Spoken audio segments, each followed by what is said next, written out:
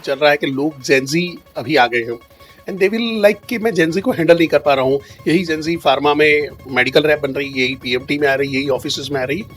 तो जेनजी को हैंडल कैसे करना है, किस तरह से उनके साथ में डील करना है? Gen Z, they have lot of strength. Yes, agree. Correct, but people बोलते हैं कि ये नहीं करते हैं। ये हमारे पर डिपेंड करता है कि हम उसे कैसे करवाते हैं। यानी इतना नेगेटिव उसको भर दिया गया है कि उस आदमी के आजू बाजू में पूरा एक टॉक्सिक एनवायरनमेंट खड़ा हो गया। आज कोई भी आदमी सैलरी ले रहा है तो वो बैठ के खाने के लिए तो नहीं ले रहा, वो ग्रोथ के लिए ले रहा है, वो कुछ करना भी चाहता है, वो हेल्प चाहता है और कहीं ना कहीं बहुत एटिकेट से बात करता है। भले ही मेरे पास टाइम नहीं, वो 30 सेकंड में अपनी बात करके चला जाता है, दिल छू के चला जाता है। Absolutely. तो हमारा काम क्या है कि सेल्स में या मार्केटिंग में दिल को छूना है। आज का पॉडकास्ट जो लोग देख रहे हो, फार्मा से हो तो देखना ही है। अगर फार्मा से हो नहीं देखा, अपने करियर को 10 साल पीछे ले जाने वाले हो, ये मैं गारंटी देता हूँ। जय श्री राम। मेरा नाम है परेश कुमार जोशी और आपका स्वागत है आज के पॉडकास्ट के अंदर में। आज के जो हमारे जो गेस्ट हैं, अगर मैं उनके बारे में बताता रहूं तो कम से कम 25 से 30 मिनट उनके इंट्रोडक्शन में निकल जाएगी। तो कोशिश करता हूं शॉर्ट में बताऊं। आप और मेरी तरह एक साधारण परिवार से आने वाले, as a medical representative career शुरू करने वाले और सीनियर वाइस प्रेसिडेंट के लेवल तक पहुंचने वाले, जहां पे उन्होंने अलग अलग वर्टिकल को संभाला है, करोड़ों रुपए के बिजनेस को जनरेट किया है। मैं वर्ड यूज कर रहा हूं, जनरेट किया है। 25 से ज्यादा देशों के अंदर में अपने बिजनेस को फैलाया था उन्होंने, मार्केटिंग किया है। यहां पे अगर मैं बात करूं, 96 कंट्री में वो घूमे हैं। 40 से ज्यादा कंट्री के अंदर में उन्होंने फार्मास्यूटिकल ब्रांडिंग एंड लीडरशिप पे सेशन लिए हुए हैं। अगर एकेडमिक्स की बात करें तो आप और मैं बीएससी बीएससी करते हैं, तो के बच्चे बीएससी करते हैं, बड़े बच्चे एमबीए करते हैं, लेजेंड होते हैं वो पीएचडी करते हैं और अल्ट्रा लेजेंड होते हैं वो फेलोशिप करते हैं। इन्होंने फेलोशिप किया है स्पेशली फार्मास्यूटिकल ब्रांडिंग में लंदन से। डिग्रियों की बात करें तो कुछ में अंत ही नहीं है, पर 30 से ज़्यादा उनके पास इंटरनेशनल अलग अलग सर्टिफिकेशन है। ये खुद एनएलपी कोच है। यहाँ पे अगर बात करें करियर चेंजिंग की तो 15,000 से ज़्यादा लोगों के प्रोफेशनल के करियर उन्होंने चेंज किए हैं, उनको इंस्पायर किया है। करीबन 75,000 से ज़्यादा स्टूडेंट को मार्गदर्शन दिया हुआ है। बात करते हैं फार्मा लेजेंड की, डॉक्टर प्रमोद राजपूत। प्रमोद सर, आज के पॉडकास्ट में आपका स्वागत है। नमस्ते परेश भाई, आई एम वेरी हैप्पी कि हम आज आपके पॉडकास्ट पे आए, और जितने भी लोग जो सुनने वाले हैं उनको भी मेरा पूरा नमस्कार, because it is very important to be here a part of Paresh भाई पॉडकास्ट। एक जर्नी है, जिंदगी की एक जर्नी है, सीखते हैं, आगे बढ़ते हैं और लोगों से सीखते हैं। आज भी इस पॉडकास्ट के थ्रू हम कुछ परेश भाई से सीखेंगे और जो हमने कुछ सीखा है वो उसको हम शेयर करेंगे। बस यही जर्नी चलती रहेगी जब तक कि सांसें हैं, सीखना तो सिखाना तो चलता ही रहता है। तो यही चीज़ है लाइफ के साथ। तो थैंक यू वंस अगेन। आज का पॉडकास्ट जो लोग देख रहे हो, फार्मा से हो तो देखना ही है। अगर फार्मा से हो नहीं देखा, अपने करियर को 10 साल पीछे ले जाने वाले हो, ये मैं गारंटी देता हूँ। अगर फार्मा से नहीं हो तो भी आपको ये सुनना है कि कैसे एक आदमी एक साधारण परिवार से आगे बढ़ता है, अलग अलग स्किल डेवलप करता है और एक लेजेंडरी लेवल अचीव करता है। तो पॉडकास्ट पूरा अंत तक देखते रहिएगा। सर, मेरी पहली जो मेमोरी बनती है आपके लिए, जो पहला थॉट मेरे को याद आता है, मैंने जब आप मेगना स्टार के अंदर में जब आपने हेडिंग शुरू किया था, आप हेड बने थे मेगना स्टार में, और मैंने आपको रिक्वेस्ट किया था कि सर आज तक कोई भी आदमी ट्रेनिंग में नहीं आया है, और उन्होंने बोला सर आप गुरुजी हो, आप बताओ, मैं आ जाऊंगा। एंड देन यू केम और आपने एक बहुत बढ़िया शानदार जानदार सेशन लिया। और लेने के बाद जब बाहर आए तो मैंने आपको बोला सर मैंने आपको एक सवाल पूछा था कि सर आपका रिटायरमेंट का कितना टाइम बाकी है? तो आपने बोला क्या है, कुछ प्लानिंग है? देखो सर, आज मेरे को आपका पोस्ट रिटायरमेंट करियर दिख गया है, और वो कहीं ना कहीं भगवान की मेहरबानी थी, माँ सरस्वती की कृपा थी, का सच भी है। क्योंकि जो उस टाइम पे बोला था कि आप as a motivational speaker, as a inspirational leader आप बहुत अच्छा कर सकते हो, और आपने हंसी में उस टाइम पे उड़ाया था, पर शायद ये सच होना लिखा था। और आज जब आपको देखता हूँ अलग अलग जगह पे आप सेशन लेने जाते हो, लोगों को इंस्पायर करते हो, मेंटोरिंग करते हो, कोचिंग करते हो, तो मज़ा आता है। तो सर, शुरुआत करते हैं मेडिकल रिप्रेजेंटेटिव की जर्नी से। हम इस पॉडकास्ट को तीन चार अलग अलग सेगमेंट में जाएंगे, जहाँ पे medical representative, leadership, marketing, Gen Z and आपका फ्यूचर, हम फार्मा में क्या कर सकते हैं उसके बारे में बात करेंगे, एआई के भी बारे में बात करने वाले हैं। तो सर, आप आपने आज से करीबन 40 साल पहले फार्मा में अपना करियर शुरू किया था। मैंने आज से करीबन 20-22 साल पहले करियर शुरू किया था। तो आपने ऑलमोस्ट 4 डेकेड्स आपने देखे हुए हैं। मेडिकल रिप्रेजेंटेटिव की उस टाइम की ट्रेनिंग, जब आप वाइस प्रेसिडेंट थे और मैं ट्रेनिंग लेता था तब की ट्रेनिंग, और आज की ट्रेनिंग में आप क्या अंतर देख रहे हो? सो परेश भाई, बहुत अच्छा आपका सवाल है और कुछ अनकही बातें भी मैं आपको बताना चाहता हूँ, क्योंकि बेसिकली मैं जो है बायोलॉजी का एनाटॉमी फिजियोलॉजी मैंने पढ़ी नहीं थी। Okay. मैं तो बेसिकली मैथ का स्टूडेंट था। Okay. 45 days I was in the engineering college, और वो इंजीनियरिंग कॉलेज ग्रेजुएशन के बाद मैं छोड़ करके चला आया बिकॉज मुझे ये प्रोफेशन ना बहुत अच्छा लगता था।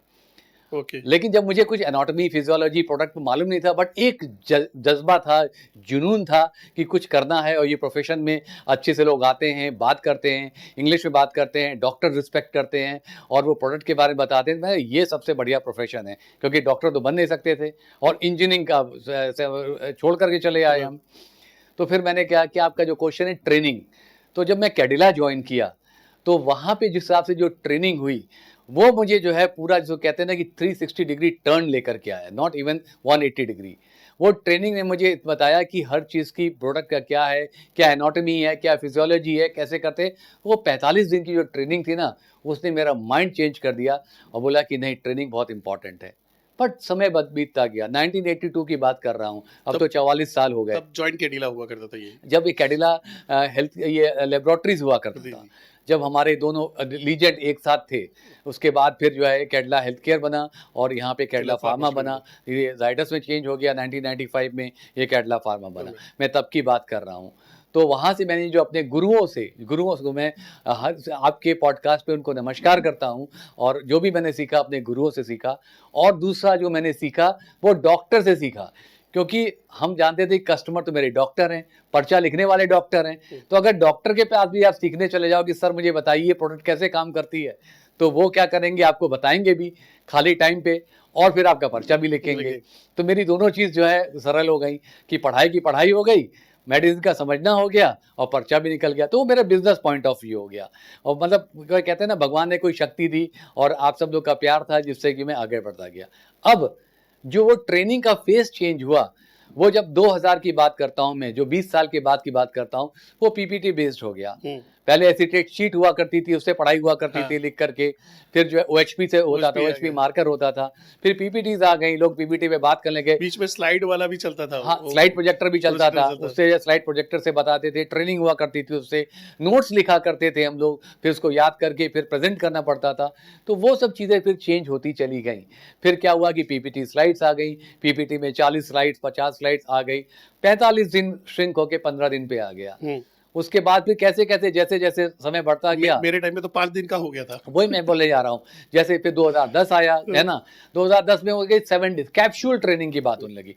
अब कैप्सूल ट्रेनिंग में आप जैसे कहते हैं जिप फाइल डाल दो, तो जिप फाइल तो हर आदमी तो उसको जो है एक्सट्रैक्ट नहीं कर सकता ना, तो वैसे ही ये कैप्सूल ट्रेनिंग हो गई। अब कैप्सूल ट्रेनिंग में कुछ जो समझ में आया नहीं समझ में आ रहा है, क्योंकि सैटरडे को और या संडे को तो गाड़ी है, ट्रेन बुक हो चुकी है, एयर फ्लाइट बुक हो चुकी है, जितना हुआ तो ठीक है, बाकी आप समझा दोगे। तो वो चेंजेस हुए। इसलिए मैं बोलता हूँ कि जो ट्रेनिंग एक इम्पॉर्टेंट चीज़ है। कहीं पे भी मैं जाके बात करता हूँ, ट्रेनिंग से ही आप आगे बढ़ते हो। और मैं इस चीज़ को अब आपको यूनिवर्सिटी में लेके जाता हूँ, और जब हमें बुलाया जाता है कैंपस टू कॉर्पोरेट करने के लिए, तो मैं मार्केटिंग वालों को प्रेफर तो करता हूँ, लेकिन मेरे लिए प्रेफरेंस होती है L&D वाले, मेरे लिए प्रेफरेंस होती है HR वाले। बिकॉज वो जो बेसिक एंगल हैं, जो बच्चे समझते हैं ना कि एक बार अगर वो कॉर्पोरेट में आएंगे तो कैसे उनको कंट्रीब्यूट करना है, विच इज मोर इम्पॉर्टेंट। अब आज की डेट में वो चला गया कि सर मुझे ट्रेनिंग दो, आप पढ़ करके आ गए हो, सब कुछ करके आओ, अब ट्रेनिंग नहीं चाहिए आपको। तो दिन पहले से, क्योंकि आपका मीटर तो सैलरी का शुरू हो गया, तो आपका पहले दिन से ही आपको तो कंट्रीब्यूट करना है, सीखना भी है और कंट्रीब्यूट भी करना है। और आज की जो इतनी फास्टेस्ट लाइफ हो गई है, किसी को कितना टाइम ही नहीं किसी को ज़्यादा ट्रेन करें, तो ये गैप है which is happening there. So I have seen a lot of changes. और आने वाले टाइम पे ये अगर हमने अपने को ठीक नहीं किया, सही तरीके से नहीं लेके गए, और हम कर सकते हैं, we have the capacity and capability, and I salute to my lot of the L&D people who are making it। मैं आपको भी सैल्यूट करना चाहूँगा, क्योंकि जब मैं आपको पहली बार मिला था तो जिस हिसाब से आप ट्रेनिंग देते थे, लोगों को वर्बैटम डिटेलिंग की बात करते थे, आजकल वो समय चला गया चला गया। वर्बैटम डिटेलिंग का। हम लोग को भी खड़ा करके वर्बैटम डिटेलिंग, हमारे पास 40 पेज का फ्लिप चार्ट हुआ करता था, 40 प्रोडक्ट जो है उसको वर्बैटम बोला करता था। फिर कन्फाइंड हो गई 12 प्रोडक्ट, फिर कन्फाइंड हो गई 7 प्रोडक्ट, फिर ये होगा कि क्या कितना करें, दो तीन तीन लाइन की डिटेलिंग, दो 3 लाइन की। बट आई स्टिल रिमेंबर, मेरे पास वो ओल्ड सुनहरी यादें हैं परेश भाई, जिससे आप लोगों को तैयार करते थे, आंख बंद करके तैयार कराया करते थे। बट सर आपके जो फेस था ना, जहाँ पे है कि डॉक्टर को एक्चुअली एकेडमिक की जरूरत पड़ रही थी, तो वो एकेडमिक एक्सेप्ट भी कर रहा था। मैं जब मेडिकल रिप्रेजेंटेटिव तभी नए नए ड्रग्स आ रहे थे, तो वहाँ पे वो सुन रहे थे। आज की कंडीशन ये हो गई है कि 150 200 मेडिकल रिप्रेजेंटेटिव एक साथ में एक कैबिन में घुस रहे हैं। न उसको डिटेलिंग समझ में आ रहा है, न वो अपना लीफलेट प्रमोट कर पा रहा है, न उसके गिफ्ट का कोई वैल्यू रहा है। तो वहाँ पे वो गैप को कैसे ढूंढे? देखिए बहुत अच्छा क्वेश्चन। अभी क्या है कि टाइम कंस्ट्रेंट हो गया है ना, 30 सेकंड की बात हो गई। सो यहाँ पे जो L&D है और marketing, they has to put come together. और जो एक साइंटिफिक लाइन होती है ना, 2 लाइन, वो ज़्यादा इंपॉर्टेंट है। पहले के ज़माने में गूगल नहीं था, जब हम लोगों ने शुरुआत किया, तो डॉक्टर वेट करता था कि जो है सपोज करो सर्डिया का आदमी गया या बड़ी उसके कंपनी के, सर्डिया was at that time suppose to be one of the most product knowledge given company, and doctor they used to wait for that कि यार ये क्या लेकर के आएगा। सबसे ज्यादा टाइम मिलता था। तो वो भी मैंने फेस देखा है। आज के दिन में अगर वो साइंटिफिक पॉइंट्स अगर लड़का बात करे टू द पॉइंट और इमोशनली कनेक्ट करे अपने को, तो that will make always a difference. Because आज की डेट में जो कहते हैं ना एम्पैथी, इमोशनल कनेक्शन, वो ही जो है आज की डेट में जो है बंदे को आगे लेके जाएगा। नहीं तो 150 लोग लाइन में खड़े रहेंगे, डॉक्टर सुनता नहीं है, 3 के बाद वो बंद कर देता है। तो आपको अपने साथ उसके दिल से दिल लगाना है ना। इसलिए आज बात करते हैं, जो कोटलर साहब बोलते हैं ना H2H मार्केटिंग, उनकी एक किताब आई थी 3 साल पहले। It is a human to human marketing, it is not the other world. और फार्मा में ज्यादा एप्लीकेबल है, टोटली एप्लीकेबल है साहब, क्योंकि हम जो है हम जीवन से काम करते हैं, मैन टू मैन से बात करते हैं, आप ह्यूमन से बात करते हैं, तो वो बहुत जरूरी है, चाहे वो पेशेंट हो, चाहे वो डॉक्टर हो, चाहे वो कस्टमर हो। मैं 1-2 फनी इंसिडेंट्स लोगों के साथ शेयर करना चाहूँगा कि सर ने वहाँ पे शुरू किया ट्रेनिंग में आने का। एक बैच में आए और उसमें बोला कुछ बात चल रही थी, तो मैं कुछ काम के लिए बाहर गया। फिर जैसे ही अंदर आया तो बोला अभी आपको परेश जी डिटेलिंग करके दिखाएंगे। और क्योंकि मेरा हमेशा से रहा था कि भाई हाँ, अगर मैं किसी को सिखा रहा हूँ तो मेरे को आना चाहिए, तो मैं अपनी डिटेलिंग सारी याद रख के करता था। तो सर ने वहाँ पे डिटेलिंग करवाई, तो मैंने वहाँ पे डिटेलिंग किया विदाउट विजुलेट, सीधा चला। एंड फिर उन्होंने बोला शाबाश, बहुत अच्छी डिटेलिंग करते हो, देखो अगर परेश सर विदाउट विजुलेट डिटेलिंग करते हो तो आपको विजुलेट के साथ में तो आना ही चाहिए। और एग्जैक्टली उसके 1 आध महीने बाद हमारे, मैं नाम अभी शेयर नहीं करूँगा, उस टाइम पे हमारे एक CEO हुआ करते थे जिन्होंने हमको धर लिया वहाँ पे, और मेरे सारे लड़के, क्योंकि उस टाइम पे मेरे को ये हुआ कि अगर मैं कर रहा हूँ तो ये विदाउट विजुलेट लड़कों भी आना चाहिए, वो लड़के भी करने चाहिए। ये करते हुए वहाँ पे मैंने प्रैक्टिस शुरू करा, और नेक्स्ट बैच के अंदर में हम अवार्ड लेने जब गए तो वहाँ पे सभी लड़कों को धर लिया गया था उस टाइम पे, सरप्राइज थी। और हुआ क्या कि मेरा मेघनाथ सर उल्टा 2 बैच चल रहा था, दोनों के लड़के यानी 80% लड़के विजुलेट के बगैर 100% डिटेलिंग कर सकते थे। तो मैं वहाँ पे कर रहा था कि अगर आपका वो करंट नहीं मिला होता तो मैं ये लेवल तक भी आगे नहीं जाता वहाँ पे। तो कुछ ऐसे ऐसे इंसिडेंट्स हुए हैं जहाँ पे एक मज़ा आया है, एक लर्निंग हमेशा रही हुई है। सर यहाँ पे हम लोग आगे चलते हैं, आज की तारीख पे जब चल रहा है कि लोग जेनजी अभी आ गए हैं, एंड दे विल लाइक कि मैं जेनजी को हैंडल नहीं कर पा रहा हूँ, यही जेनजी फार्मा में मेडिकल रैप बन रही, यही PMT में आ रही, यही ऑफिस में आ रही। तो जेनजी को हैंडल कैसे करना है, किस तरह से उनके साथ में डील करना है? परेश भाई, I think you have touched a very very important question. I personally feel Gen Z they have lot of strength. Yes, agree. Correct. But people सोचते हैं कि ये नहीं करते हैं। ये हमारे पर डिपेंड करता है कि हम उनसे कैसे करवाते हैं। They are more of the logic based. तो अगर आप Gen Z को लॉजिक बताओगे कि इसका आउटकम क्या होने वाला है, उसको समझाओगे, उसको रिस्पॉन्ड करोगे इंस्टेड ऑफ रिएक्टिंग, तो Gen Z काम करेंगे। बिकॉज क्या है कि ब्रेन उनका बहुत डेवलप, आपने देखा कि जो है हिस्ट्री बताती है कि एवरी 10 ईयर्स जो नया बच्चा पैदा होता है उसका ब्रेन ज़्यादा बेटर होता है as compare to the old people. That is very there, ये साइंटिफिक प्रूवन चीज़ है, रिकॉर्ड है। तो अगर आप जेनजी से लॉजिकली बात करके बोलोगे कि this is the requirement, they are very fast in adopting the thing. It depends कि आप उनसे क्या अडॉप्ट कराते हो। आज की डेट में अगर घर पे भी 4 साल का बच्चा है, अगर आप उसको डांट देते हो तो वो पलट के पूछेगा आपने मुझे क्यों डांटा। सही है। तो लॉजिक वहां से शुरू होता है। तो इसलिए हमारे पर डिपेंड करता है एज ए गुड लीडर। अब कमांड एंड डिमांड की बात खत्म हो गई. अब जो बात शुरू हुई है कि coach and take the call rightly, which is important. So start coaching the Gen Z. They are the pillar for you. कहीं कहीं मैं ये गैप भी देख रहा हूँ कि जेनजी से ज़्यादा एक कोचिंग की ज़रूरत एज अ मैनेजर मेरे को खुद को है कि मैं उसके साथ में कैसे कनेक्ट करूँ. क्योंकि मैं जब मेडिकल रिप्रेजेंटेटिव था या एरिया मैनेजर था या ट्रेनर था, तो मैं उस जनरेशन से बिलोंग करता हूँ जहाँ पे आज्ञा सर्वोपरि है, यानी बोल दिया है तो कर देना है, वहाँ पे लॉजिक नहीं चाहिए कि ये करना ही है, करना ही है. फिर एक जनरेशन आई है अचानक बोलती है भाई करना क्यों है, तो बताओ कर देंगे. फिर अगर ये करवाने के बाद कोई फायदा नहीं है या कोई काम का नहीं है तो मत करवाओ. तो ये लॉजिक ढूंढ रहे. अब क्या हो रहा है कि मैं उस जनरेशन आ गया, यार मैं तो अपने बॉस की सारी बातें मानता था, ये पापी प्राणी मेरे से सवाल क्यों पूछ रहा है.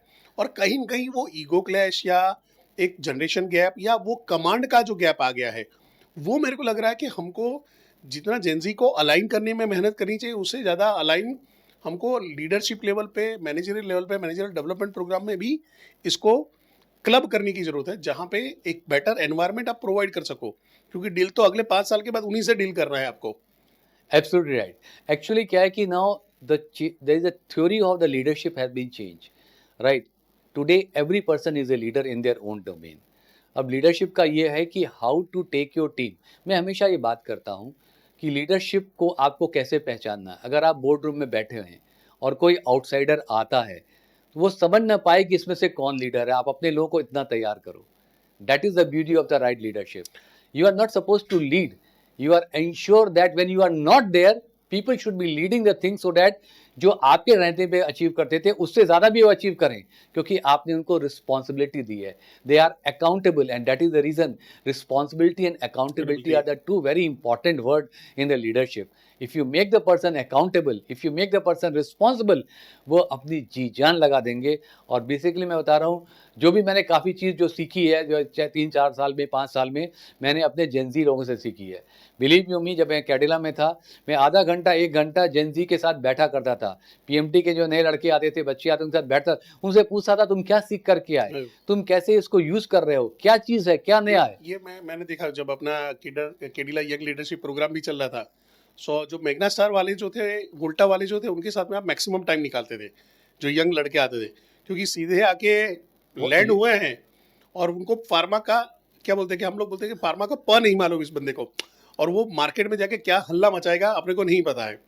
और वहां पे आपका एक अच्छा खासा टाइम उसके अंदर में जाता था. वो उनकी सोच से समझ के, अगर आप उनके पल्स को समझ जाओ और उसके बाद आप अपने हिसाब से उनको लेके ढालो, तो वो चीज़ क्या होता है कि दोनों का सानिध्य हो जाता है. समझ गए. वो आपको अंडरस्टैंड करते हैं, आप उनको अंडरस्टैंड करते हो. जो म्यूचुअल जो रिस्पेक्ट तैयार होती है, तो वहाँ पे ईगो नहीं आती है. ई हट जाता है एंड जीओ आ जाता है. You keep on going. Sir की जो लीडरशिप पे है बहुत बढ़िया कमांड है, और उनकी जो सोच है, जो उनकी प्रैक्टिस है, जो उनकी लर्निंग रही, जो अनुभव रहा है, उन्होंने अलग अलग बुक्स के अंदर में ऐड किया हुआ है. मैं ये बुक्स के फोटोज अंदर डाल दूंगा, लिंक भी डिस्क्रिप्शन में मिलेंगे. उनकी पहली बुक थी the leaders with the ladders.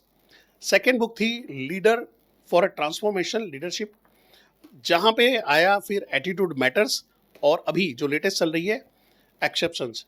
ये सारी बुक है जो आपको मदद करती है सेल्फ डेवलपमेंट के लिए.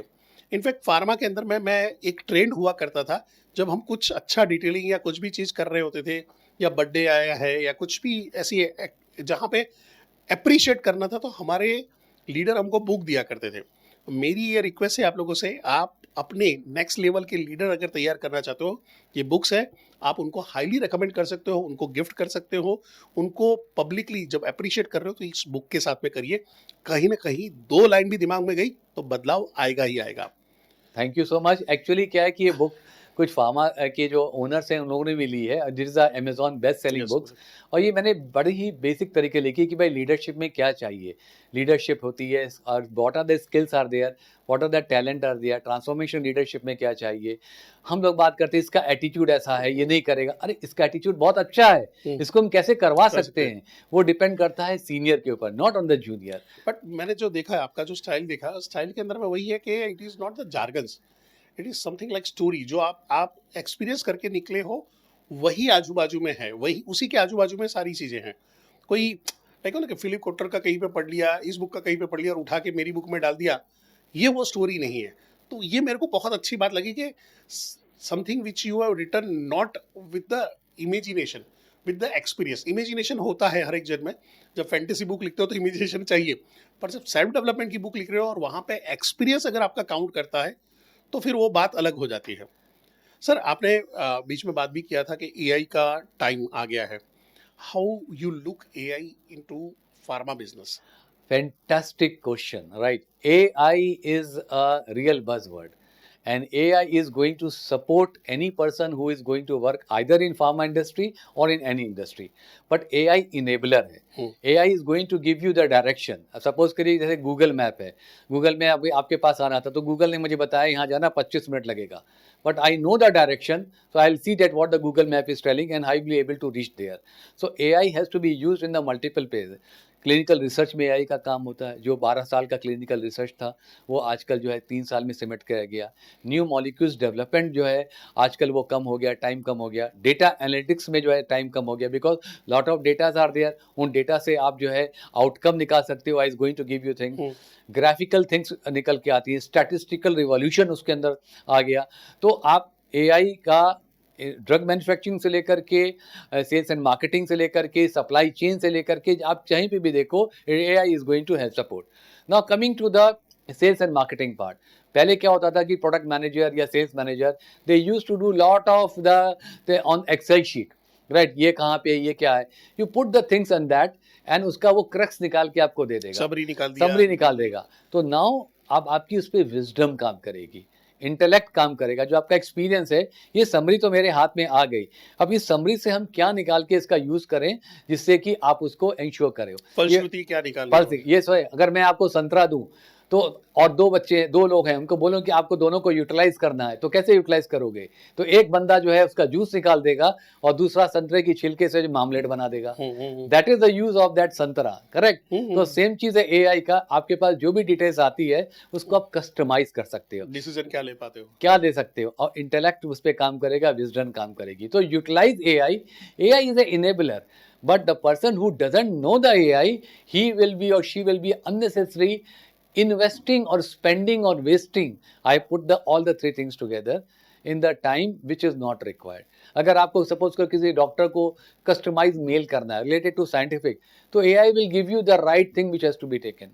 तो आपको कुछ दिमाग लगाना नहीं है, दिमाग लगाना है किसको भेजना है किसको नहीं भेजना है। कहीं ना कहीं ये मार्केटिंग में मेरे एक फ्रेंड है, हाँ, सो ही वाज टेलिंग मी कि यार ये जनवरी आ गई है, इनको सारा काम चैट जीपीटी से ही करना है।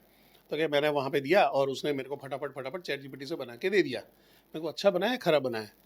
तो क्या नहीं बनाया तो काम का ही था, यही था, आखिर तो वही गया है। बट मेरा चाहिए कि वो अपना ब्रेन का इस्तेमाल करे, वो अपनी क्रिएटिविटी करे, वो डिपेंडेंसी वहाँ पे ना रखे। और मैं उसको बार बार बोल रहा था कि क्या उसने खाली ऐसा डाल दिया था कि भाई चैट जीपीटी तू मेरे को मार्केटिंग का कुछ बनाते, या उसके प्रॉम्प्ट तुमने देखे हैं क्या प्रॉम्प्ट डाला है? क्योंकि अगर प्रॉम्प्ट के अंदर में प्रॉपर डिटेलिंग डाली हुई है तो वो अपना ब्रेन का इस्तेमाल ही कर रहा है, अपनी क्रिएटिविटी शेयर कर रहा है और उससे कुछ निकाल रहा है। यहाँ पे तुमको तुम्हारा जो ईगो पाल के बैठे हो कि नहीं मैं तो इतनी मेहनत करके डिजाइन करके बैठता था, दिन भर सोता था और तब बनाता था, वो बना के आ रहा है तो उसको रिस्पेक्ट दो। ये कहीं न कहीं बीच में आ रहा है, इसको आप कैसे देखते? देखो साहब, मैं तो ये बताऊँ, मैं आज भी यंग जनरेशन से सीखता हूँ, सीधी सी बात है। क्योंकि कभी भी मैं कहीं सेशन लेने जाता हूँ, कोई भी चीज़ होती है तो एआई से रिलेटेड बात होती है, उनसे मैं बात करता हूँ। और अभी तो आप ये भूल जाओ कि the person of 25 to 30 years of the age who is aware about the AI part, he और she is going to manage a person of 50 years of the age. Experience ठीक है, रिस्पेक्टेबल है, बट नॉलेज और wisdom जो है वो बहुत ज़रूरी। अब आपने जैसे बोला कि प्रॉम्प्ट सही दिया, प्रॉम्प्ट सही दिया मतलब कि वो निकाल के आ रहा है, उसका तो निकाल दिया, दिमाग चल रहा है। ही नोज और शी नोज क्या मांगना है क्या नहीं मांगना है, क्या ताले की सही कुंजी है वो है। अब आप कुंजी का गुच्छा लेके जाओ, हमारे टाइम पे हम कुंजी का गुच्छा लेके जाया करते थे। है कि एक नहीं लगा तो दूसरा लगा दो, दूसरा लगा तो तीसरा लगा दो, बट इसमें तो उसको मालूम है ये राइट कुंजी है, लगाओ टक से ताला खुल गया, आगे बढ़ो।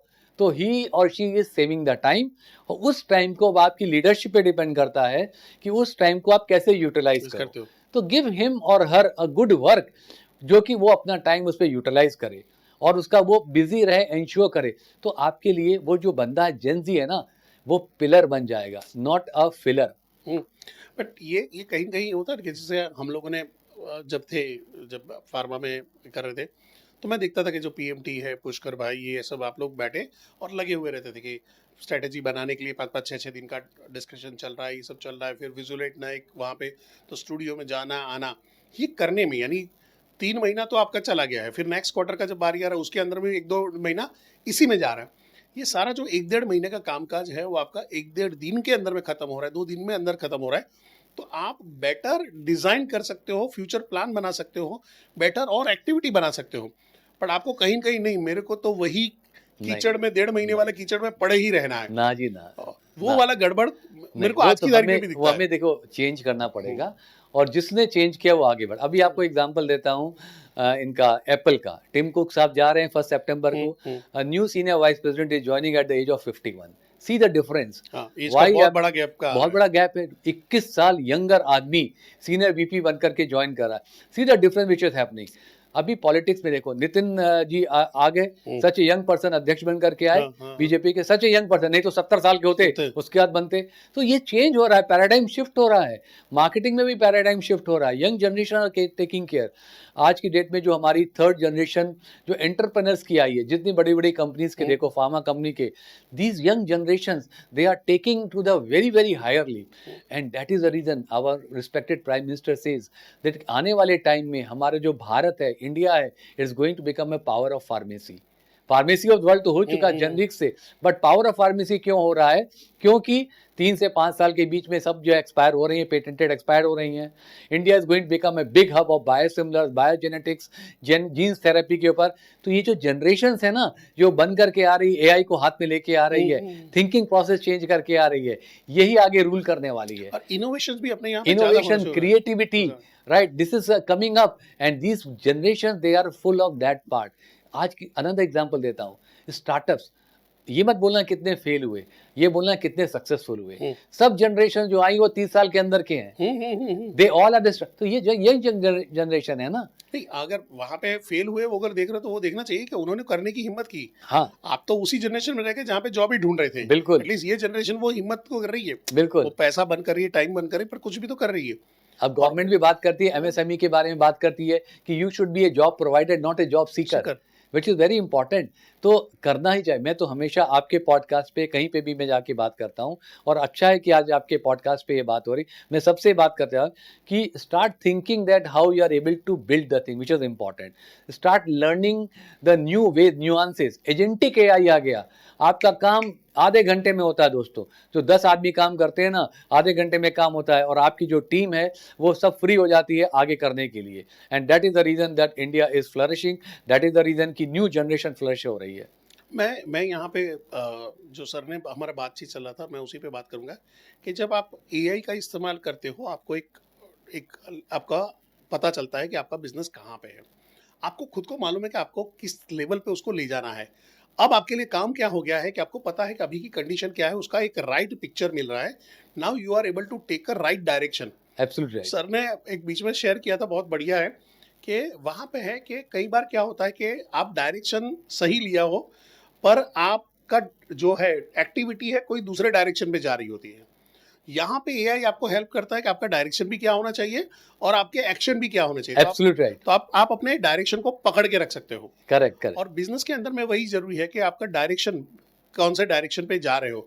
अचानक आज इस प्रोडक्ट को प्रमोट कर रहे हो, कल उस प्रोडक्ट को प्रमोट कर रहे हो, फिर बोल रहे हो नहीं ये वाला ज़्यादा चलाएंगे, नहीं ये वाला नहीं चलेगा। ये आपके लिए गड़बड़ खड़ा कर देता है। पर अगर आपने सही ढंग से इस्तेमाल किया तो आपको पता है कि मार्केट की दिशा क्या है, अपनी दशा क्या है और करना क्या है। एब्सोल्युटली ये लेवल पे जा सकते हैं। Absolutely right.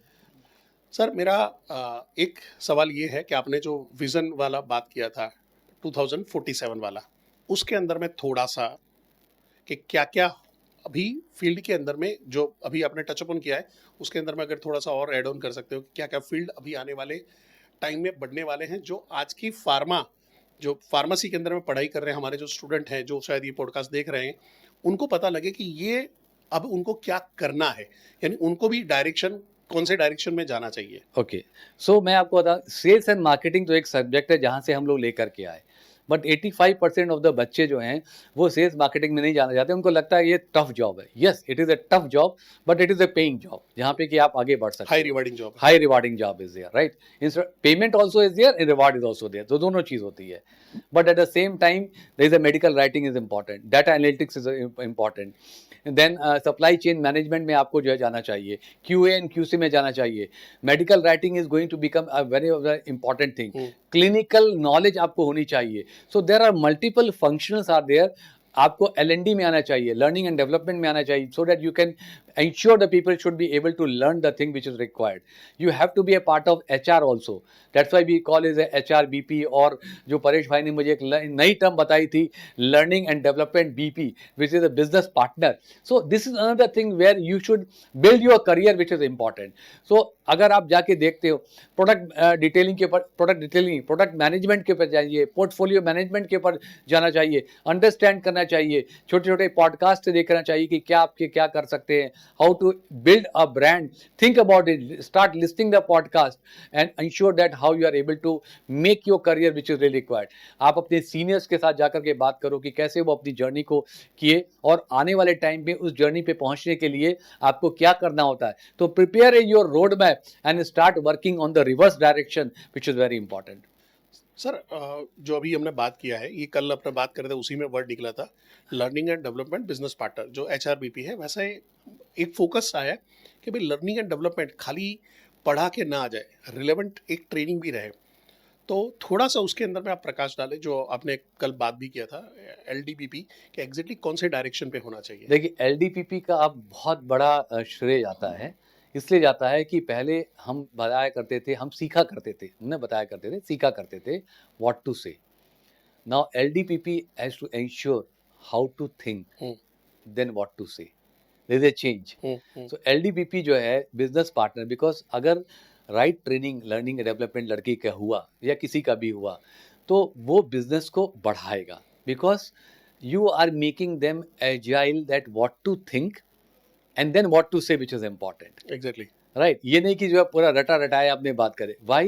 Because every customer is having a different type of emotional connect. So if LDBP is able to ensure this quality in the people who are there for the training, they will be able to handle customer as a customer and a different way, in a right perspective. तो वहाँ पे emotional intelligence भी आएगी, leadership भी आएगी, understanding भी आएगी, और उस कस्टमर के साथ आपकी जो बिहेवियरल बात होगी वो भी अच्छी बढ़ जाएगी. तो इसलिए कभी भी अगर ट्रेनिंग हो तो इमोशनल कनेक्ट के साथ साथ आप उनको ये भी ट्रेन करें कि उनके दिमाग में क्रिएटिविटी कैसे आए, हाउ इट कैन हैपन. जैसे पहले आप गेमिफिकेशन किया करते थे, कहानी सुनाया करते थे, स्टोरी टेलिंग करते थे. आज की डेट में वीडियो दिखाया करते थे, वीडियो दिखाए. आज की डेट में story telling is one of the very important thing. देखिए, अगर आप स्टोरी टेलिंग करते हैं और आप गेमिफिकेशन उनको बताते हैं, तो कोई भी इंसान के दिमाग में अंदर तक घुस जाता है, क्योंकि सभी को आदत हो गई है आजकल वो वीडियो यानी यूट्यूब देखने की. तो 2 मिनट का या 1.5 मिनट का आपने तैयार किया, उससे बताया, तो that is going to make a change, because उसको मालूम है, अरे मैं ये सीख करके आया हूँ, मेरे LND-BP ने बताया है. तो they are always helping. Second thing sir मैं आपको बताऊँगा, पहले हमारे जो थे, जैसे आप लोग भी हैं, एक हफ्ते के लिए जाया करते थे फील्ड में, 10 दिन के लिए जाया करते थे, वहाँ से पल्स लेकर के आया करते थे. अरे साउथ में ये चाहिए, ईस्ट में ये चाहिए, नॉर्थ में. तो आपकी जो ट्रेनिंग होती थी ना, वो one size fits for all नहीं होती थी, आपकी कस्टमाइज ट्रेनिंग होती थी. राइट. अभी तो it is becoming a super customize, which is very very important, because जो साउथ के बच्चों को रिक्वायरमेंट है, हो सकता है ईस्ट के बच्चों को रिक्वायरमेंट ना हो, तो उनको उसके हिसाब से काम करना पड़ेगा. तो that is the reason, if you are able to build the south बच्चास like and the east बच्चा in a different way, you are a business partner, because आप वो बिजनेस को बढ़ा रहे हो, उसको रिलेवेंट बना रहे हो, करा रहे हो. मार्केटिंग तो आती है बाद में, पहले तो अपने को तैयार करते हो, अस्त्र शस्त्र से तैयार करते हो, और अस्त्र से तैयार करना ही LND का काम है. तभी तो आप बिजनेस पार्टनर बनाते हो, तभी वो मार्केटिंग लड़ाई में जाते हैं और कंपटीटर को कंपीट करके आते हैं, और तभी सेल्स बढ़ती है. मैं यहाँ पे मेरा एक्सपीरियंस शेयर करूंगा. हाँ, कि सर ने जब मेघना स्टार का जब HOD बने और बातचीत चला था, तो इस के फील्ड वर्क में जाते हो, मैं कहूँ हाँ सर, रिक्वायरमेंट आती है तो चले जाते हो. तो क्या रिक्वायरमेंट कौन भेजता है? तो मैं कहूँ सर सेल्स मैनेजर है, या कई बार PMT या कुछ भी है वहाँ पे करिए, या कोई लड़के का आ जाता है, भाई हमको यहाँ पे हेल्प चाहिए. तो आपने वहाँ पे बोला कि मैं आपको रिक्वेस्ट कर सकता हूँ. मैं बोलूँ यार ये आदमी ऐसे क्यों बात कर रहा है? क्योंकि नॉर्मली एचओडी को हमने ये तरह से बात करते हुए नहीं देखा था। एंड देन आपने मेरे को कलकत्ता भेजा, राजस्थान में जोधपुर में वर्किंग करवाया, साउथ में मैं गया, एंड मुंबई मुंबई में कोई किसी ने भी फील्ड वर्क नहीं किया था, एंड वहाँ पे जाया। और मैं जब फील्ड वर्क करके आता था, सो ही इज़ टू इंश्योर कि क्या लर्निंग रहा है, क्या आपने गैप ढूंढा है। और फिर मेरे को तब दिमाग में आया कि नहीं, अब मेरे को मेरी जो पीपीटीज है और मेरी जो डिटेलिंग की स्टाइल है, जो हमारा सेल्स कनेक्ट के लिए बात कर रहे हैं या रेपो बिल्डिंग के लिए, वहाँ पे हमारे एग्जाम्पल, हमारी स्टोरी टेलिंग और हमारे तरीके चेंज करने पड़ेंगे। तो मेरा हमेशा से स्लाइड कभी भी, यानी 3 महीने से ज़्यादा सेम स्लाइड कभी रहा ही नहीं है। उस स्लाइड के अंदर में दो तीन और कुछ ऐड हुआ है, कुछ एलिमिनेट हुआ है, वो हमेशा होता है, आज की तारीख में हो रहा है, और उसका कहीं ना कहीं श्रेय सर को जाता है। इसका मैं एक एग्जांपल और भी बताता हूँ। मैं रिसेंटली एक फार्मा कंपनी है, बड़ी कंपनी है, वहाँ पे मैं ऑडिट कर रहा था ट्रेनिंग का। तो वहाँ पे ट्रेनर आया था और वहाँ पे पूरा ट्रेनिंग का सेट कर रहे थे। उनके अंदर में वहाँ पे एक स्लाइड मिला। ये स्लाइड 2011 में मैंने बनाया था, ये सेम स्लाइड चल रहा है वहाँ पे, वो भी ग्रूमिंग का, वो भी वही वाले जो पुराने उस टाइम के तो फोटो उठा के चिपका के डाल देते थे, वो ज़्यादा वो ब्लर होते थे, एचडी नहीं होते थे, पीपीटी वैसे नहीं होती थी, और ये वही पीपीटी चल रही है। तो मैंने ग्रूमिंग का वहाँ पे जब था, तो मैंने एचओडी को बताया, मेरे को ये इसकी साल देख, और फिर मैंने अपना वाला निकाला। मेरे को इसने खाली तुम्हारा कलर चेंज किया है, यानी कॉर्पोरेट स्लाइड में लाया है और ये मेरी स्लाइड है। वो ऐसा सर पकड़ के बैठा है। मैं तू आज की तारीख में आप बेहतरीन एआई जनरेटेड स्लाइड प्रिपेयर कर सकते हो, ग्रूमिंग के अंदर में इससे और ज़्यादा आ सकता है। मेरे को ग्रूमिंग आज और खतरनाक हो गया। जैसे आपने बताया फील्ड में जाते तो वो बाबा बन के घूम रहा है, यानी डॉक्टर को ये पता नहीं चल रहा कि पेशेंट कौन है और एमआर कौन है। पहले जाते थे तो एक डिफरेंशिएट रहता है, एमआर है टाई शर्ट पैंट डाल के बैठा है, एरिया मैनेजर है थोड़ा महंगा वाला शर्ट पैंट डाल के बैठा है, रीजनल मैनेजर ब्लेजर वेजर में आया, और फिर एचओ से कोई आया है तो एक अलग ही, यानी एक बिजनेस टाइकून कैसे घूम रहा है वहां पे आता था। यानी जब वो एक वीपी अंदर एंट्री ले रहा है तो डॉक्टर भी एक बार खड़ा हो जाता है कि यार आया है ये बंदा। करेक्ट। आज वो अंतर ही नहीं रहा है। हाँ। कहीं न कहीं हमने वो फार्मा का एसेंस गंवा दिया, वो ग्रूमिंग गंवा दिया है। करेक्ट। आपने एक शेयर किया था कि भाई जो है आपका एक ड्रेस कोड होना चाहिए। हाँ। तो वो ड्रेस कोड वाला कहीं कहीं गायब हो गया कि भाई डॉक्टर का स्टेटस्कोप और एप्रोन है, एप्रोन होता था, बिल्कुल सही एडवोकेट बात है तो हाँ। एडवोकेट का भी ब्लैक ब्लैक कोट ड्रेस है। बिल्कुल। तो आपका फार्मा का ड्रेस कोड आपने गायब कर दिया है। हाँ। और ये आज के हीरो को फॉलो करने के, क्रिकेटर के फॉलो करने के चक्कर में दाढ़ी वाड़ी बना के घूमे। इवन मैं आज की तारीख में आपको देख पा रहा हूँ, आज भी अभी भी टाई पहन के आए हो, आज भी आपका वही ग्रूमिंग और वो स्टाइल है। कुछ ये ग्रूमिंग के ऊपर आप थोड़ा सा शेयर करिए। देखिए, grooming, it is always said that 70% it is your look which makes a difference, right? Because हम सबके पास एक एनर्जी होती है, ऑरा होता है। क्वांटम साइंस यही बोलती है कि सबका एक ऑरा है। Now it depends upon you कि आप ऑरा को कैसे एक्सपेंड करते हो।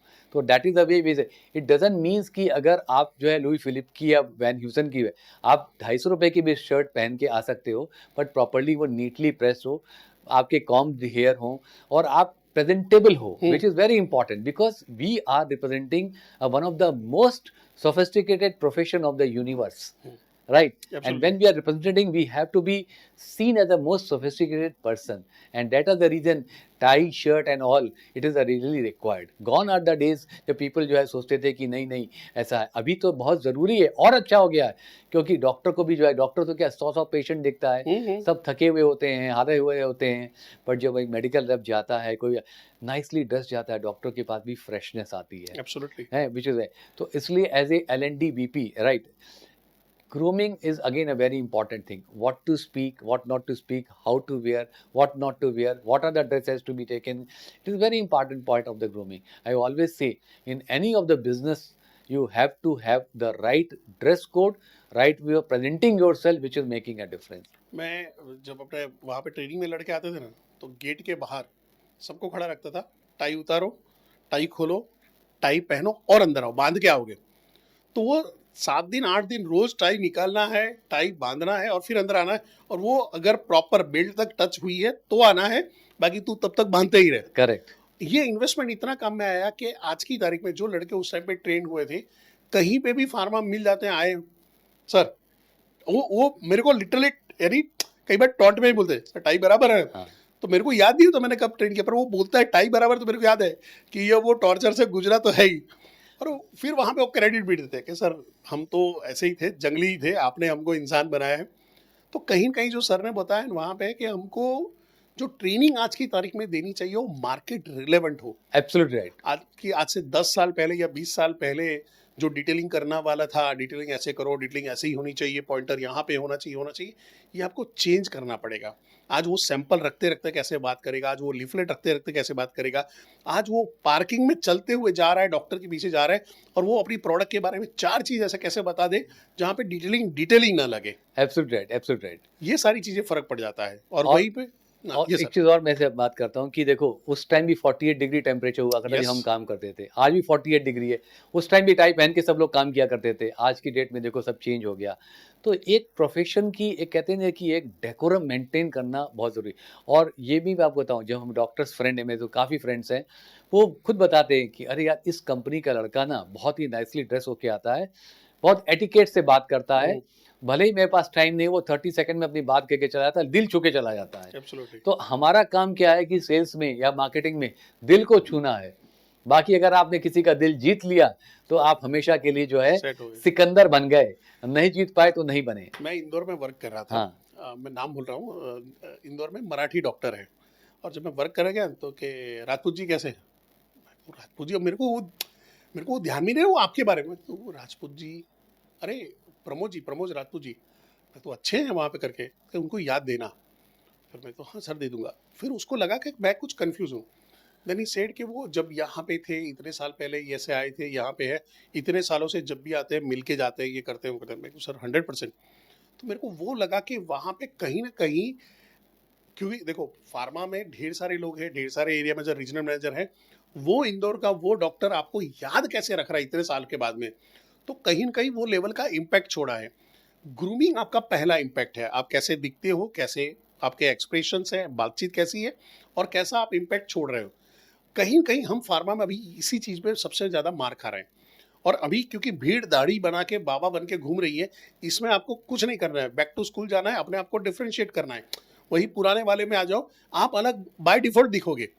बट वो फैशन के ट्रेंड में जहाँ पे आपको दाढ़ी शूट कर रही है, नहीं कर रही है, आप ढंग के लग रहे हो, नहीं लग रहे हो, आप बढ़ा के घूम रहे हो, तो वो रिस्पेक्ट उस हिसाब का मिलना नहीं है।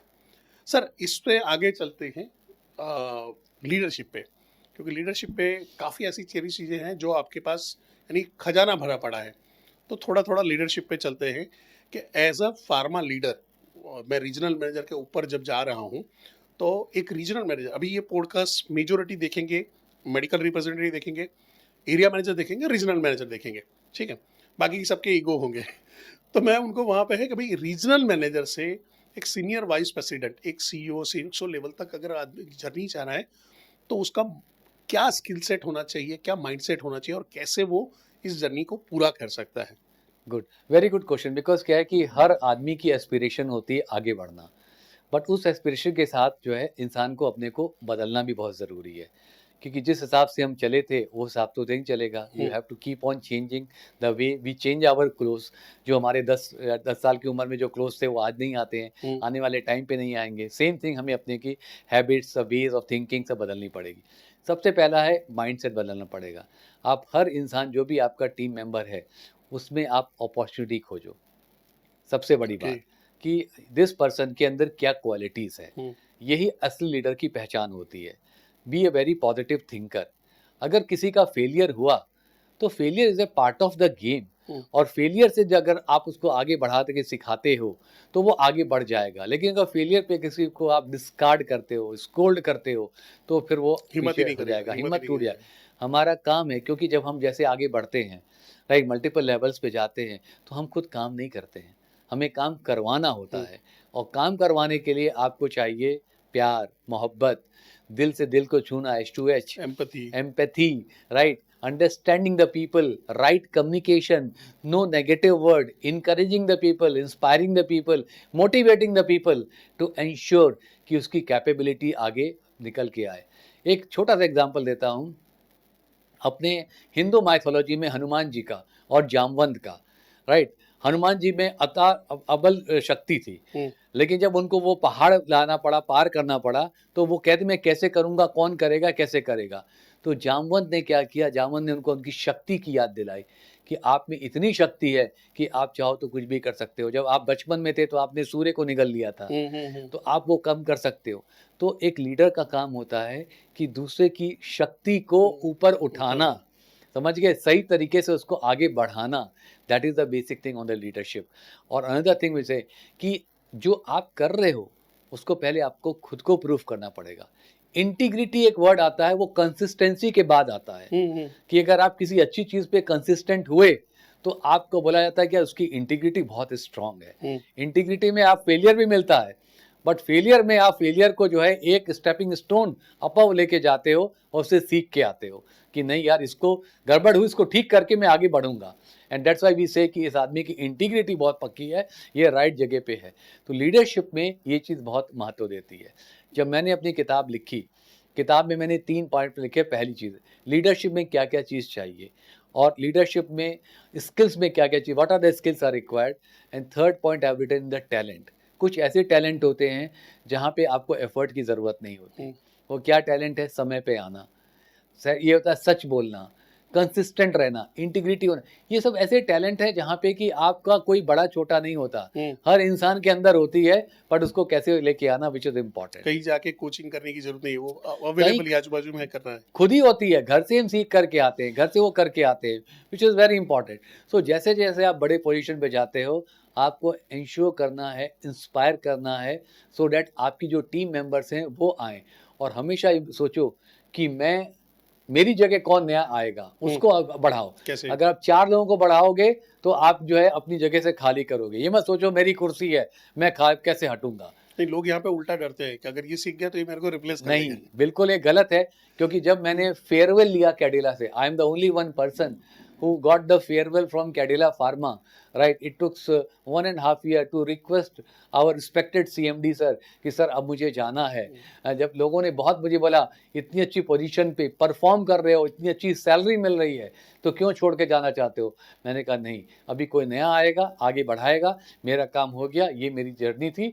And that is the reason with the great pride I can say कि मेरा फेयरवेल आज भी कैडिला की वेबसाइट पे लिखा हुआ है, which is something great which I feel that हाँ, जो भी मैंने काम किया, जो भी मैंने सीखा, कैडिला से सीखा, अपने गुरु लोगों से सीखा, अपने टीम मेंबर से सीखा, पीयर्स ग्रुप से सीखा, कोलीग से सीखा, वो आज मुझे ये फल दे रहा है। तो इसलिए लीडरशिप के लिए मैं ये बोलूँगा कि आप to be very humble, you have to have humility, you have to have compassion, you have to have self compassion, and start respecting any person and every person, start learning। आप respect करोगे तो पूरी कायनात भी आपकी respect करेगी। Sir ने जो केडीला वाला वर्ड यूज किया ना, तो मैं थोड़ा सा पॉडकास्ट से पहले हम लोग बैठ के बात करें, तब तक ये सब अरेंज हो रहा था। तो मैंने बोला कि आप यहाँ पे अपने एक्सपीरियंस शेयर कर सकते हो कि कहीं ना कहीं ऐसे इंसिडेंट्स हुए होंगे कि जहाँ पे कोई अपना लड़का है जो खराब कपड़े पहन के आ गया है, विदाउट ग्रूमिंग आ गया, तो आप शेयर करना। तो कि हाँ, पर हम केडीला का नाम लेंगे, हम कोई और कंपनी का नाम लेंगे। मैं तो क्यों, तो कहे कि नहीं यार, अपनी कंपनी को कैसे खराब कर सकते हैं, खराब कैसे बोल सकते हैं अपनी कंपनी के बारे में। मेरे को लगा यार ये आदमी के ब्लड के अंदर में केडीला है।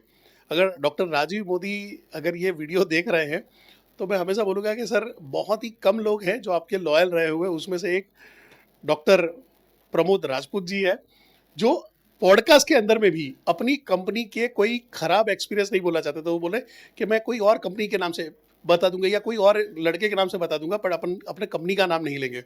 और मेरे को इतना प्राउड फील हो रहा था कि यार क्या लॉयल आदमी है। और कहीं ना कहीं ये लॉयल्टी आज क्या बोलते हैं कि नाशप्राय कंडीशन पे चल रही है। मैं इस पे शेयर करना चाहूँगा कि जो आपने बताया कि लोगों को मोटिवेट करना चाहिए, लोगों को इंस्पायर करना चाहिए, ये होता है कम्युनिकेशन से।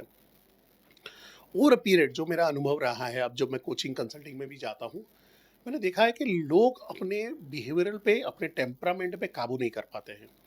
और कहीं ना कहीं उनको ऐसा लगता है कि मैं एक लेवल पे पहुंच गया हूँ और मैं स्कूलिंग करूँगा, यानी ऐसा कर दे, ऐसा कर दे, ऐसा कर दे, विदाउट चेकिंग कि उसकी कैपेबिलिटी, कैपेसिटी या उसका माइंडसेट है या नहीं है।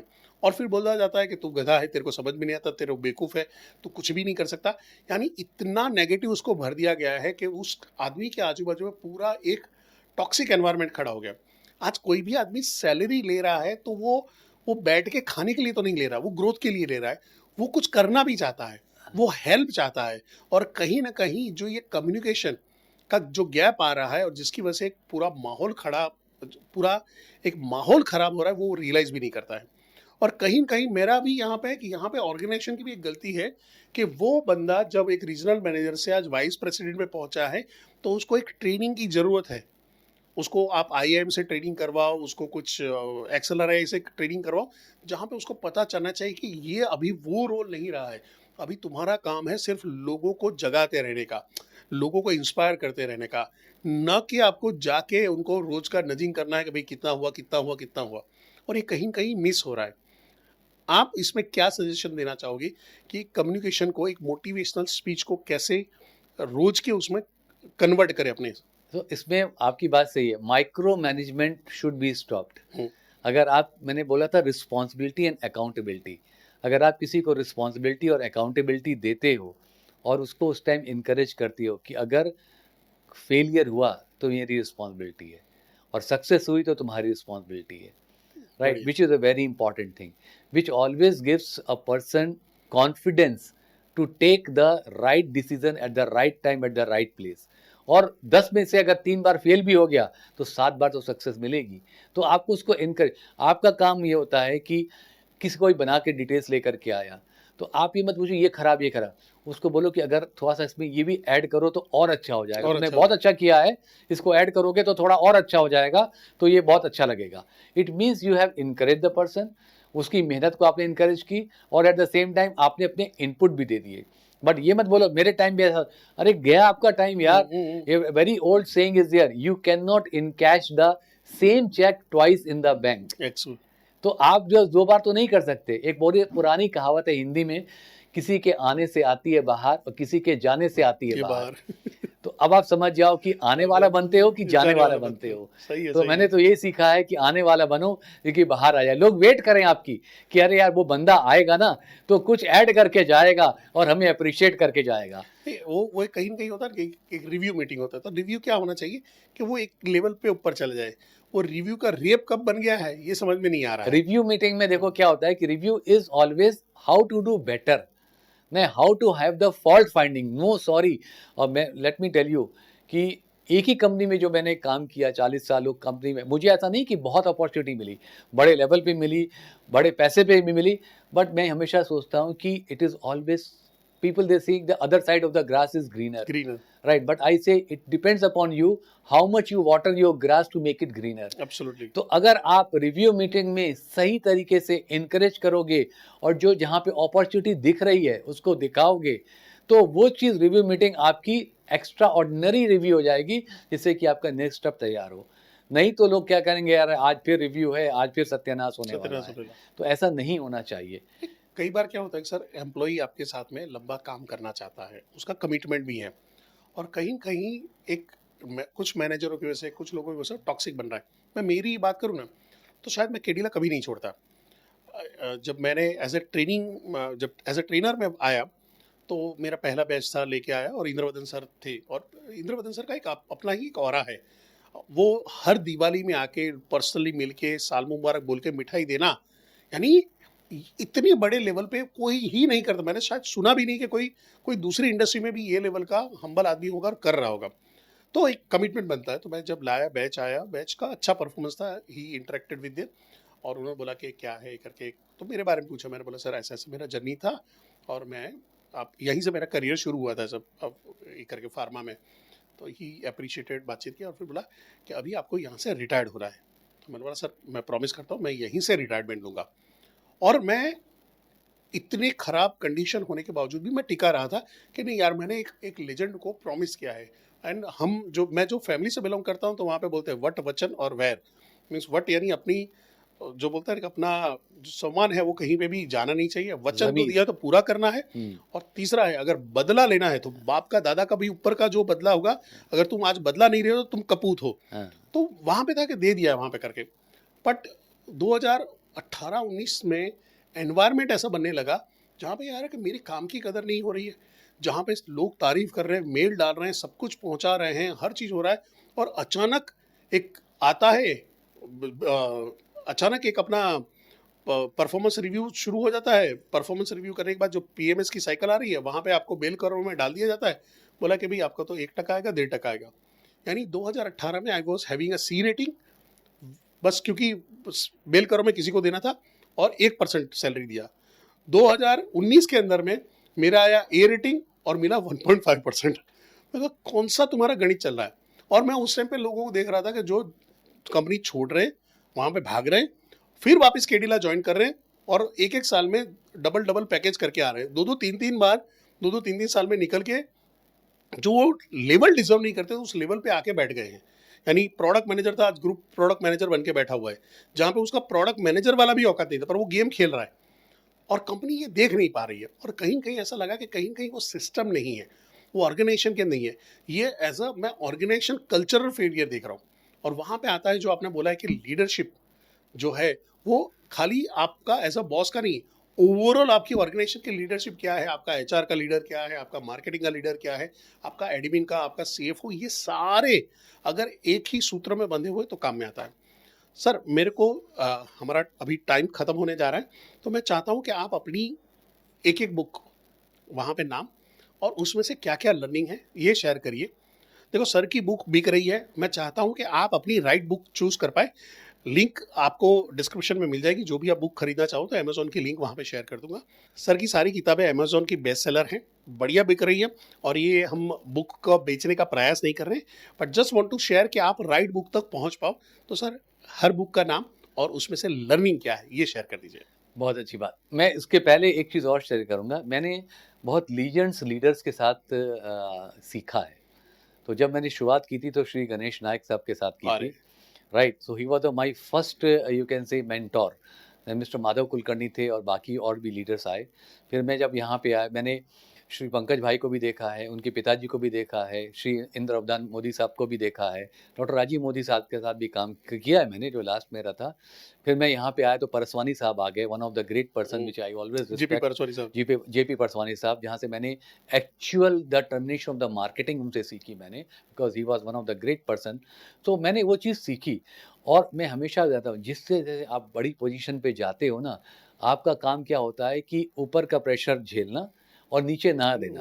Absolutely. लेकिन मैंने क्या देखा कि जो क्यों आप कैडिला की बात कर रहे हो, इन्वायरमेंट, जो ऊपर से कुछ रिक्वायरमेंट तो आएगी, बिकॉज ए कमर्शियल ऑर्गेनाइजेशन है, कोई भी है, आपने उसे उठा करके उसी को उसमें इंटू 10 करके आगे बढ़ा दी। तो जब आपने ये गलत काम किया तो नीचे ऑर्गेनाइजेशन का टोटल कल्चर चेंज हो जाएगा।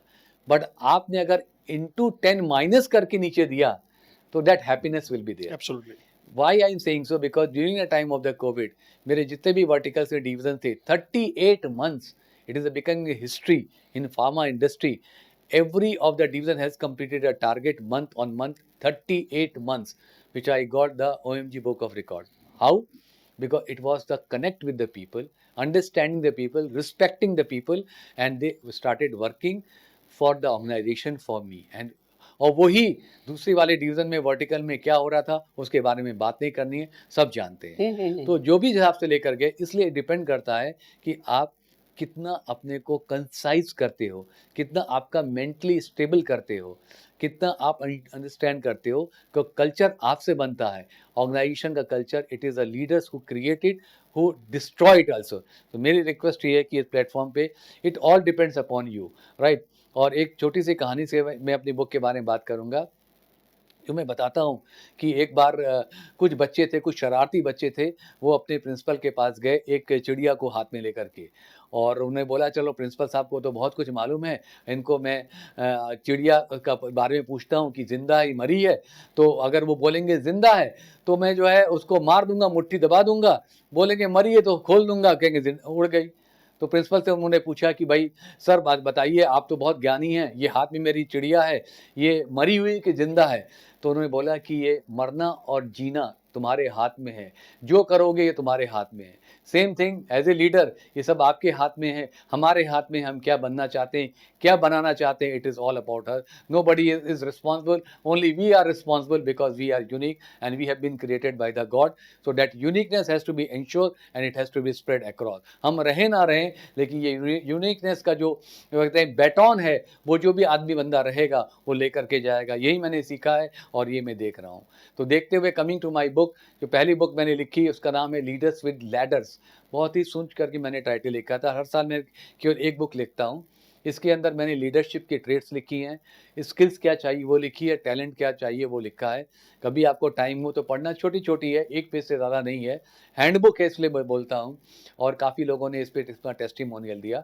सेकंड बुक मैंने लिखी है the letters for transformational leadership, और जब मैं बात करता हूँ तो सबसे बड़ा ट्रांसफॉर्मेशन लीडर है लॉर्ड श्री कृष्णा, क्योंकि उन्होंने भागवत गीता में, आई एम श्योर कि आपने कुछ पढ़ी होगी या सुनी होगी, तो उन्होंने हर फेज में हर इंसान के साथ अपने को ट्रांसफॉर्म किया है उसे परफॉर्म कराने के लिए। तो we have to be a good transformation leader at the every situation of the life.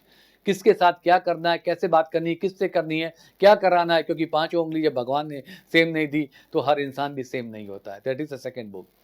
Third book मैं सुनता आया था एटीट्यूड के ऊपर, एटीट्यूड मैटर्स करके मेरी बुक है, जो कि बेसिकली हम बात करते हैं कि ये इसका एटीट्यूड कैसा है, खराब है, अच्छा है, ये सब बनाया जाता है। ये सब जो है शुरुआत है घर से, कैसे हम सीख कर क्या किए और किस इन्वायरमेंट में है, कैसे हम उसको जो है एटीट्यूड को पॉजिटिव बना सकते हैं। It all depends upon us. तो कभी टाइम मिले तो उसको भी पढ़ना, एक एक पेज की बुक है। चौथी बुक मैंने लिखी, जो कि मैं और मेरी वाइफ ऐसे बैठ के बात कर रहे थे, समथिंग वाज हैपनिंग, राइट। तो एक्सपेक्टेशन पे बात आई कि भाई expectation is one of the fulcrum of the life. Everywhere there is expectation. घर में एक्सपेक्टेशंस है, बच्चों के साथ एक्सपेक्टेशंस है, टीचर्स के साथ एक्सपेक्टेशंस है, प्रोफेशनल लाइफ में एक्सपेक्टेशंस है, काम वालों के साथ एक्सपेक्टेशन। तो एक्सपेक्टेशंस इतनी ज़्यादा हो गई है कि थोड़ी सी भी अगर पूरी ना हो ना तो हम कहते हैं ये गया। नहीं, ऐसा नहीं है। Expectation is one of the very beautiful thing which God has given. हम अपनी एक्सपेक्टेशंस को कैसे एनर्जाइज करते हैं, विच इज़ वेरी इंपॉर्टेंट। तो उसके ऊपर मैंने ये बुक लिखी है, और उसका कवर पेज भी it is like I am showing the entire mind which is there, because ये दिमाग से एक्सपेक्टेशन आगे ले जाती है, ऊर्जा देती भी है, ऊर्जा गिराती भी है, और बाकी तो बॉडी उसके हिसाब से काम करती है। तो 4 बुक ये लिखी है। अब अगले साल फिर एक कोई नई बुक लिखूंगा, सोच रहा हूँ। 1 साल 2-3 महीना सोचता हूँ कोई टॉपिक, लोगों से बात करता हूँ, परेश भाई जैसे लोगों से बात करता हूँ, आप लोगों से बात करता हूँ, सीखता हूँ, फिर बुक लिखता हूँ। तो that is all about me. That is not about my book which is freely available at Amazon. Lot many people have preferred it. कभी मौका मिले, कभी समय मिले तो लेके पढ़िएगा। I am sure you will really enjoy, because हम रहें ना रहें, किताबें तो हमेशा रहेंगी। वो मैंने APJ अब्दुल कलाम से सीखा है। वो नहीं रहे, लेकिन आज भी हम इग्नाइटेड ड्रीम्स पढ़ते हैं, उनकी इग्नाइटेड माइंड्स पढ़ते हैं तो मज़ा आ जाता है। चाहे मैं बच्चा हूँ चाहे बूढ़ा हूँ, लेकिन किताबें तो हमें हमेशा जोश देती हैं, सिखाती हैं कि क्या किया जाए। लोग तो बड़ी बड़ी किताबें पढ़ते हैं, मैं तो छोटी छोटी किताबें ज़िंदगी के लम्हों से पढ़ता हूँ और उनको लिख देता हूँ। Thank you sir. और आप सभी को भी ये पॉडकास्ट पसंद आएगा, 100% पसंद आया होगा।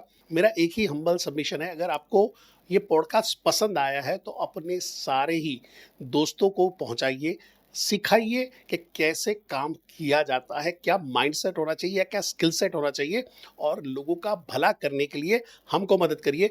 हम कमिटेड हैं बेस्ट ऑफ द बेस्ट आपके लिए, personal development, business development, skill development, knowledge development related podcast है या वीडियो लाने के लिए। तो with that thank you very much. ऐसे ही हमारे साथ में जुड़े रहिए, करेंगे सीधी बात, नहीं होगी कोई बकवास। With that sir, thank you very much join करने के लिए, और चाहूंगा कि ऐसे ही पॉडकास्ट आगे भी करें। सो जय श्री राम। जय श्री राम। और परेश भाई के लिए मैं बोलना चाहता हूं, क्योंकि वाकई कोई बकवास नहीं होती, सीधी बात होती है। किसी भी इंडस्ट्री में, स्पेशली फार्मा इंडस्ट्री में, इनका जो 3 डिकेड्स का एक्सपीरियंस है उसको यूटिलाइज करिए, बिकॉज मैंने इनको देखा है, मैंने समझा है, मैंने इनको परखा है। और आई एम श्योर कहीं पे भी जाएंगे तो अपना एक्सपीरियंस से जिस हिसाब से ये लर्निंग और डेवलपमेंट को इनकरेज करेंगे, that will become a real business intuition which is going to help your business building part which is there. So thank you once again for inviting me, Paresh bhai. Jai Shri Ram and namaste to everybody. Thank you so much for patiently listening this our conversation which is from heart to heart, nothing which has been added in that. दिल से दिल की बात हुई है. Thank you.